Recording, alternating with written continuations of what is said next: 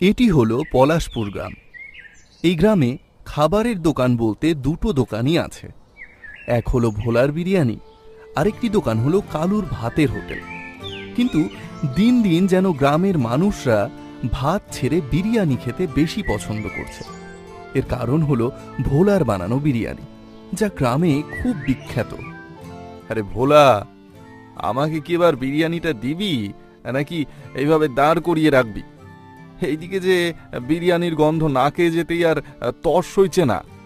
হ্যাঁ হ্যাঁ দাদা, সবাই পাবেন, আপনারা চিন্তা করবেন না। একটু দাঁড়ান, অনেক বিরিয়ানি আছে এখনো। কালুদা, কত হয়েছে মাছ ভাতের?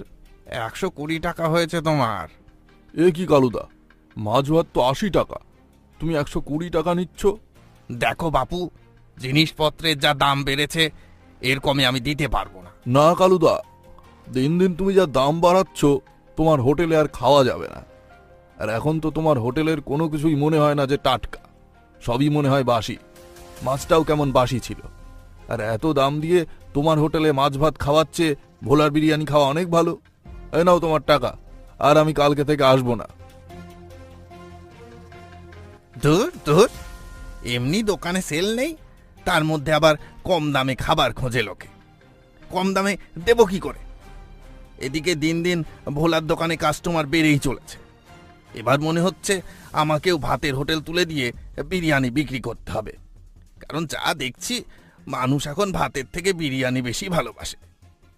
কিন্তু ভোলার দোকানের যা সুনাম, আমি যদি বিরিয়ানি বিক্রি করি, মানুষ কি আমার দোকানে বিরিয়ানি খেতে আসবে ভোলার দোকান ছেড়ে? হ্যাঁ, একটা ভালো বুদ্ধি আছে আমার মাথায়।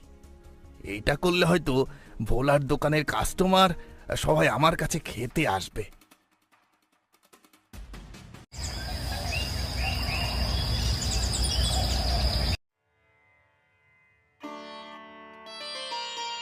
আরে কি ব্যাপার ভাই, সকাল সকাল ভোলার বিরিয়ানি আনতে চলে গেছো?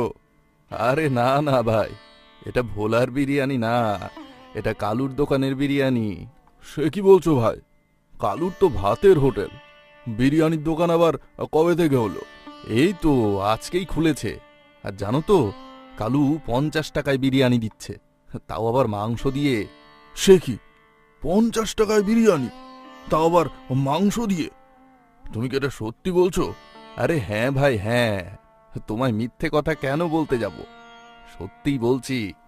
তাহলে তো আজই খেয়ে দেখতে হচ্ছে 50 টাকার বিরিয়ানি।